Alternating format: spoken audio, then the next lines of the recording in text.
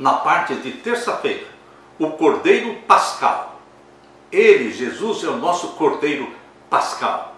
O Apocalipse se refere a Jesus como Cordeiro cerca de 30 vezes. Desde o início do plano da salvação, o povo de Deus usou cordeiros como símbolos do Messias vindouro. Abel ofereceu as primeiras crias do seu rebanho, Gênesis 4:4. E antes de partirem do Egito para a terra prometida, os israelitas foram instruídos a resgatar cada primogênito, pessoa ou animal, com um cordeiro de 1 ano, Êxodo 12:5. O que a Bíblia ensina sobre Jesus como sacrifício da Páscoa? O que essa verdade significa para você e para mim? Vamos abrir a Bíblia em Êxodo capítulo 12.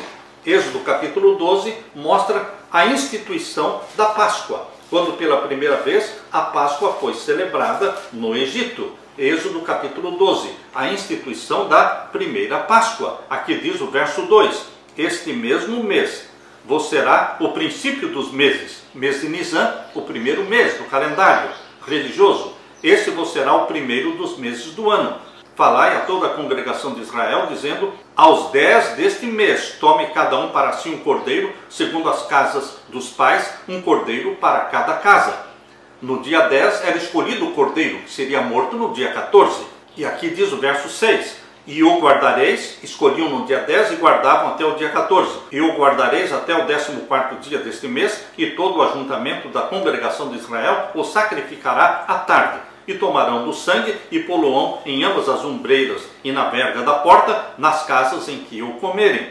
E naquela noite comerão a carne assada no fogo, com pães asmos, com ervas amargosas a comerão. Então, a festa da Páscoa, ela está intimamente ligada com a festa dos pães asmos.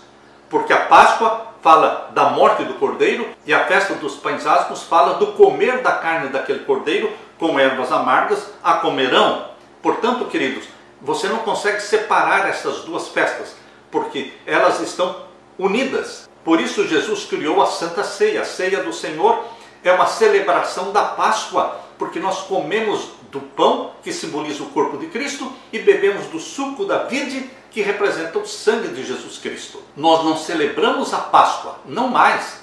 Nós celebramos a Ceia do Senhor. A Ceia do Senhor é a Páscoa com os pães asmos juntos. Nós participamos desta cerimônia lembrando a morte do Cordeiro de Deus na cruz, a sua ressurreição, e ao comermos do pão e bebermos do suco da vide, estamos celebrando a morte e a ressurreição do nosso Senhor até que Ele volte. Quando Jesus voltar, nós vamos participar com Ele. Ele vai nos servir a ceia do Senhor lá na Nova Jerusalém, meu querido irmão. Isaías capítulo 53 e os versos 7 e 8 mostra o inocente morrendo pelo culpado, porque a morte do Cordeiro Pascal não era outra coisa senão uma crueldade, o inocente morrendo pelo culpado. Mas é exatamente isso que Deus quer nos ensinar. Jesus, o inocente imaculado, Filho de Deus, morreu por você. Leia comigo Isaías 53, os versos 7 e 8. Aqui diz: ele foi oprimido, mas não abriu a sua boca. Como um cordeiro foi levado ao matadouro, e como a ovelha muda perante os seus tosqueadores, ele não abriu a sua boca. Da opressão e do juízo foi tirado, e quem contará o tempo da sua vida? Porquanto foi cortado da terra dos viventes, pela transgressão do meu povo foi ele atingido, e puseram a sua sepultura com os ímpios, e com o rico na sua morte, porquanto nunca fez injustiça e nem houve engano na sua boca. Todavia o Senhor agradou moê-lo, fazendo-o enfermar. Quando a sua alma se puser por expiação do pecado, verá a sua posteridade, prolongará os dias, e o bom prazer do Senhor prosperará na sua mão. O trabalho da sua alma ele verá e ficará satisfeito. Jesus Cristo está muito satisfeito com o sacrifício que ele fez na cruz do Calvário, porque milhares e milhões estão se rendendo aos pés de Jesus Cristo. Milhares e milhões estão se convertendo, estão sendo resgatados do reino das trevas e transportados para o reino da luz. Por isso Jesus Cristo vê os resultados do seu sacrifício na cruz. Ele não morreu em vão. O Cordeiro Pascal Jesus Cristo está sendo abraçado por milhões de pessoas no mundo todo. Deus virá buscar esta grande multidão. Jesus Cristo descerá em breve para levar para o céu aqueles que ele comprou com o seu próprio sangue. Décadas após a morte de Cristo, Pedro refletiu sobre a redenção, dizendo: não foi por meio de coisas perecíveis, como prata ou ouro, que vocês foram redimidos da sua maneira vazia de viver, transmitida por seus antepassados, mas pelo precioso sangue de Cristo, como de um cordeiro sem mancha e sem defeito. 1 Pedro 1, 18 e 19. Você foi comprado pelo ouro do sangue de Jesus Cristo e pela prata das suas lágrimas. Jesus foi o único ser humano cuja vida satisfez perfeitamente a santidade de Deus. Porque o Pai é santo, o Filho é santo e nunca pecou. E Deus quer que você também, embora você e eu sejamos pecadores, mas Deus quer que nós coloquemos como meta, como alvo, a santidade de Deus. Sede santos, porque eu sou santo, disse o nosso Pai. Todos os outros seres humanos pecaram, nós pecamos em nossa vida pecaminosa, literalmente, conta mentiras sobre a natureza do Criador. Mas Jesus veio, através da sua vida, contar as verdades acerca do caráter do Pai.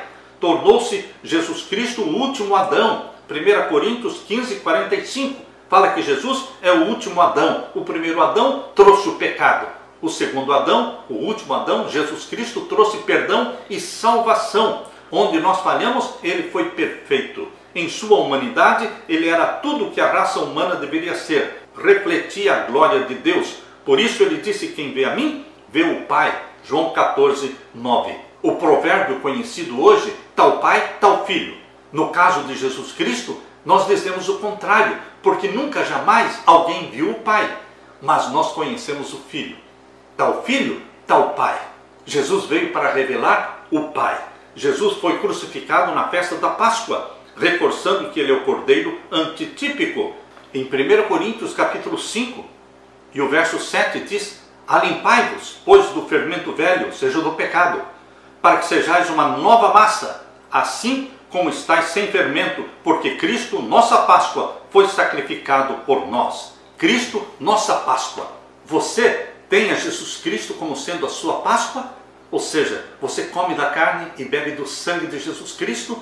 Você torna-se participante da natureza divina de Jesus Cristo? O Espírito Santo habitando em você faz com que você seja participante da natureza divina. Nós comemos da carne e do sangue do nosso amado Salvador, tornando-nos um com Ele. Ele se tornou um conosco e agora, pela implantação em nós, feita pelo Espírito Santo, da mente de Jesus, tornando-nos participantes da natureza divina, nós nos tornamos um com Jesus Cristo. Aleluia!